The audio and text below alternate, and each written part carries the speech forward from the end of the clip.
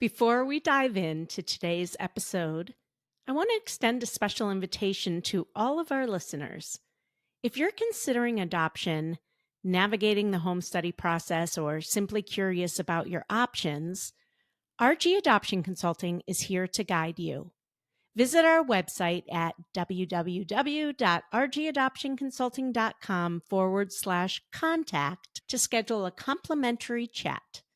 Our multi-agency approach is a strategic way to accelerate your adoption process without putting all your eggs in one basket. This strategy prevents you from feeling stuck with one agency, especially after a significant financial commitment. Why not consider a multi-agency approach with lower initial fees? We believe it makes a lot more sense. Plus, the support and education you receive through our services are aspects you might not expect you'll need until you're deep into the process. Reach out to us at rgadoptionconsulting.com/contact. We're here to support your adoption journey every step of the way.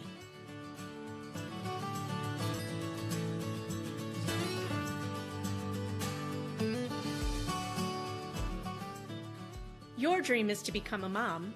My dream is to help you get there. I'm Rebecca Gruenspan, a single mom through domestic adoption and an adoption consultant for over a decade. I'll be your guide, along with other adoption professionals and members of the adoption constellation, walking you step by step down this beautiful and complex path of adopting your baby. When I was going through the adoption process, I had no idea what I was doing, what I needed to know, or more importantly, who to trust.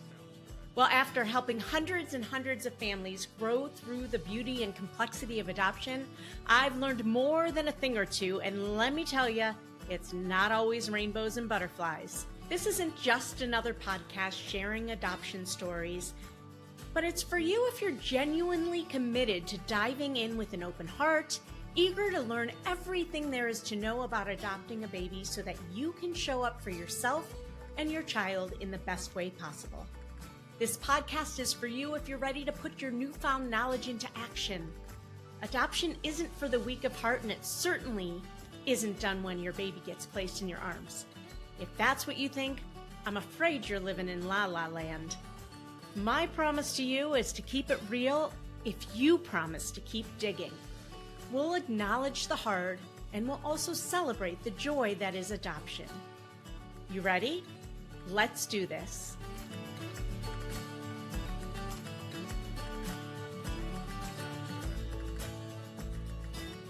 Anyways, hopefully you saw the shirt. It's really super cute. Comes in blue with pink. I don't know if you can see that. And it also comes in white. So that's exciting. That's new this week in adoption. Also new, not new, but things that have been talked about this week. Newborn essentials, specifically sleeping essentials. And I'm going to pull up and read from my Facebook community a little bit because this was a question that came up in our community. What do you need when you are going to adopt your baby? And I'll start by saying not a whole lot.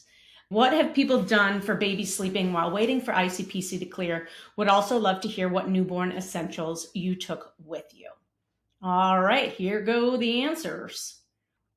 My oldest, I planned on having him sleep in a pack and play, but the kid wouldn't sleep at all. So instead, most nights he slept on my chest between night feedings while I sat in an upward position on the couch, chair, or bed.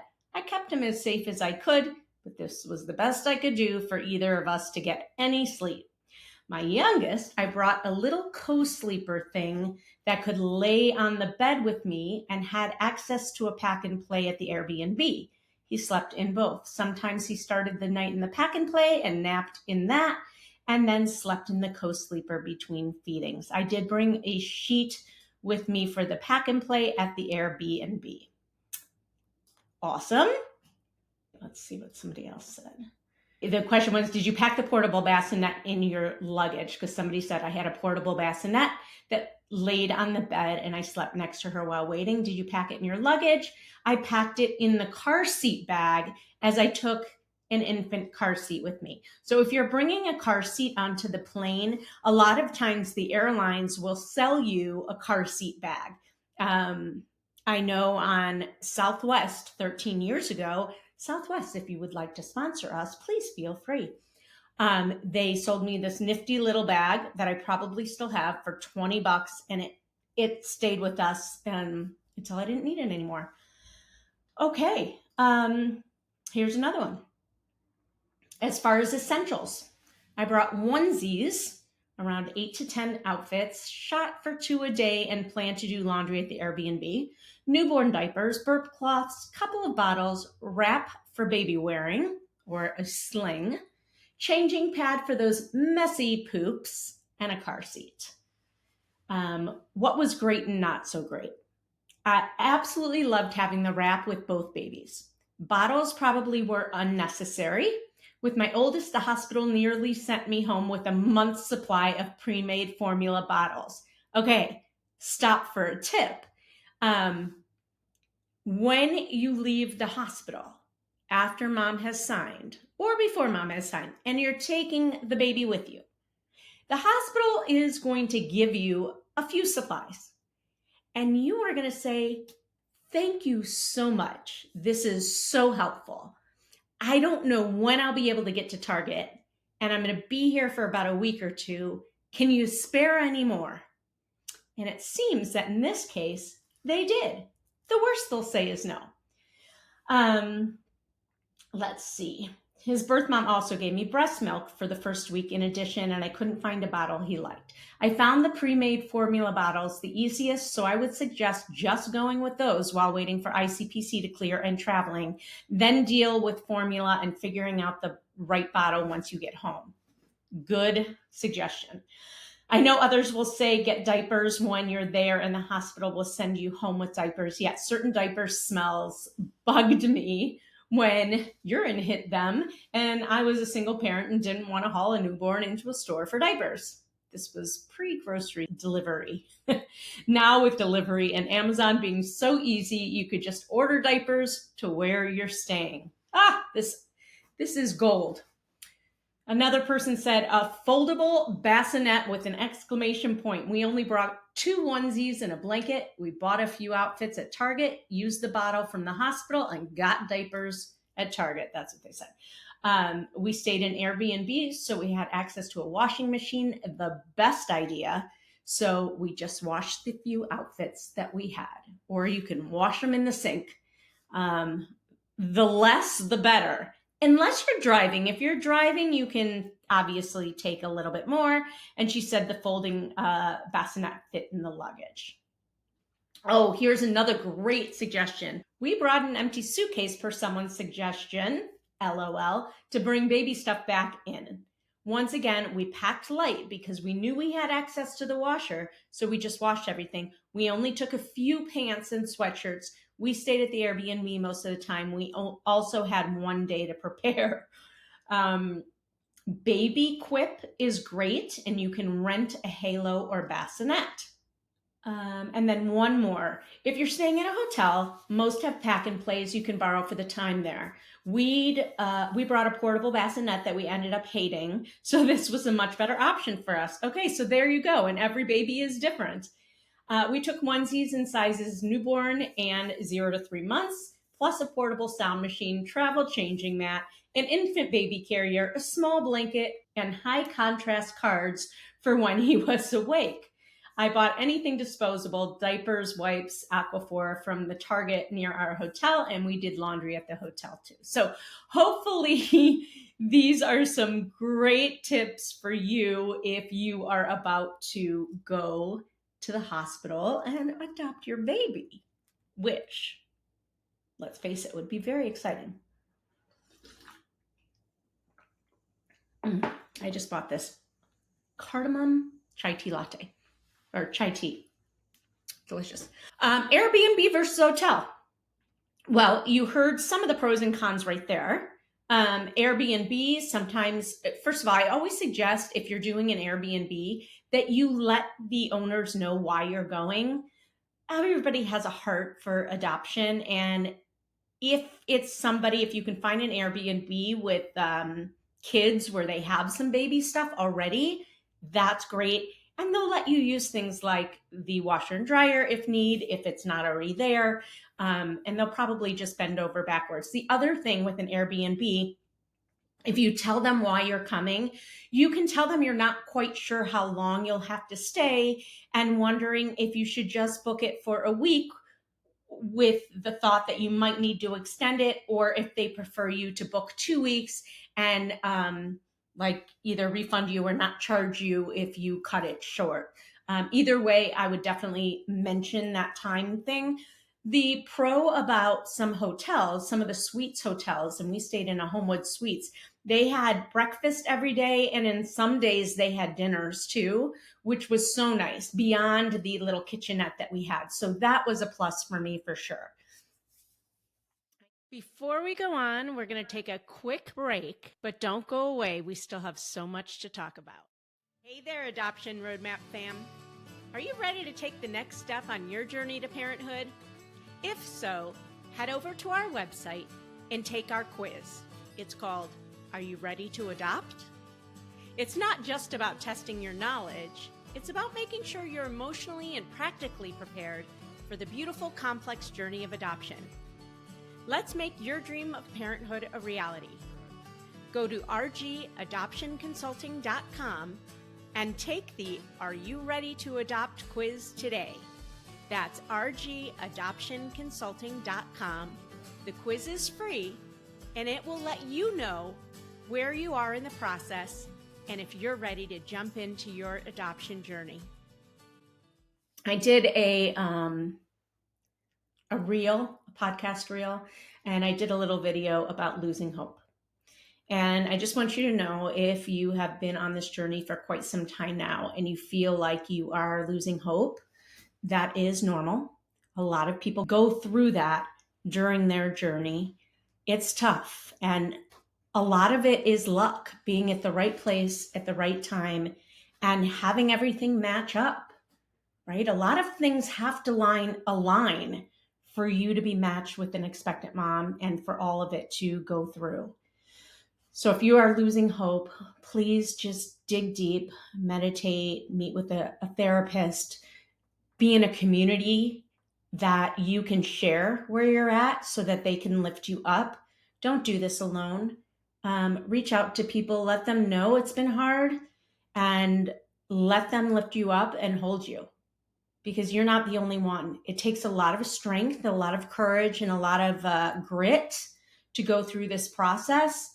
And so just know that things will get tough, and they'll probably get even tougher before they get better. But you can do it.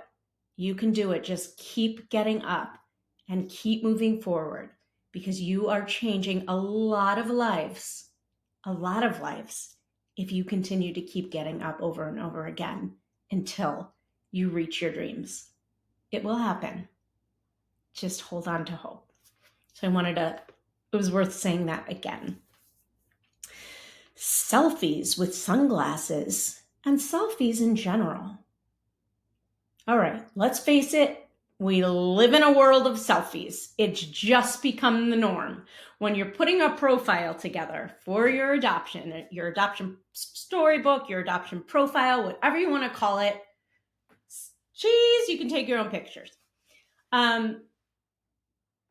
We used to say, nope, don't do it at all. Now it's so common. There are good selfies and there are not good selfies. And there are good selfies with sunglasses and there are not good selfies with sunglasses. Either way, no sunglasses. If you're going to do a selfie and you're going to post a selfie, have it be a really good selfie. Try to look into the camera. You can use them sparingly, but not a ton, because that just, it's not fun to look at. So if you're going to use selfies, use them sparingly. Make sure they're good. Make sure you're facing a light before you snap that camera, and no sunglasses. And let me tell you the idea around no sunglasses. And I'm not saying no sunglasses at all throughout your profile. You can have one or two. Eyes are a connection point to somebody. You can read a lot about a person through their eyes. What happens with their eyes when they smile? What happens when they're around loved ones? How they, do they feel a connection with you? And a lot of times that connection comes through the eyes. So you don't want to cover them. And I'm going to leave you with one more thing that I think is really important. We have families, and you might be one of them, who are just bleeding hearts. If you find somebody who needs help, you want to do anything you can to bend over backwards and help. And when it comes to an expectant mom, and you're seeing that, wow, she needs a better place to live. She really needs a car. She really needs XYZ. Her kids need whatever they need. They need food. I can give them that. Stop yourself.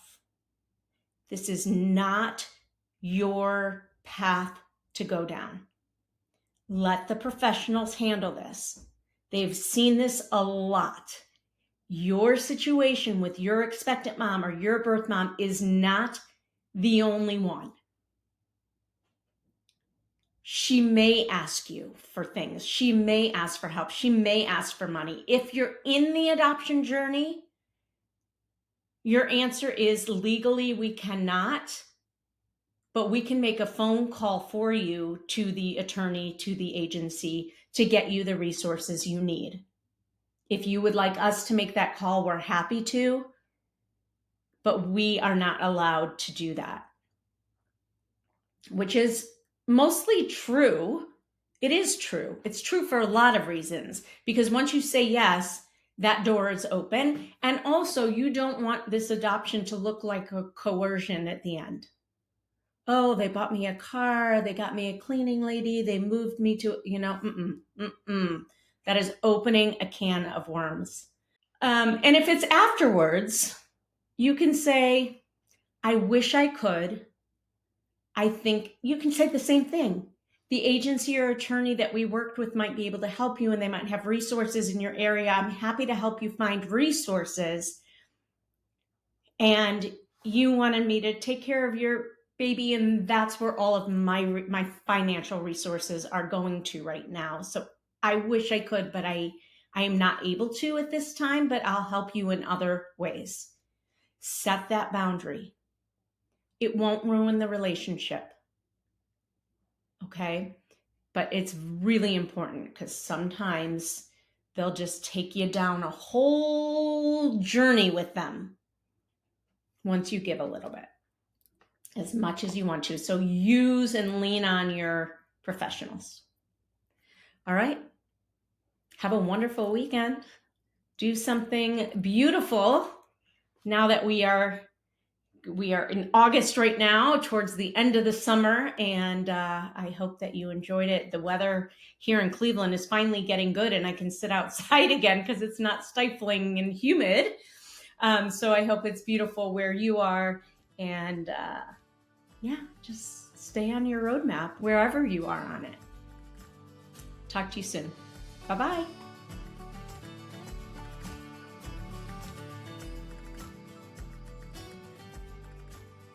Well, I hope you enjoyed that episode of the Adoption Roadmap podcast. If you did, I have a few favors to ask of you.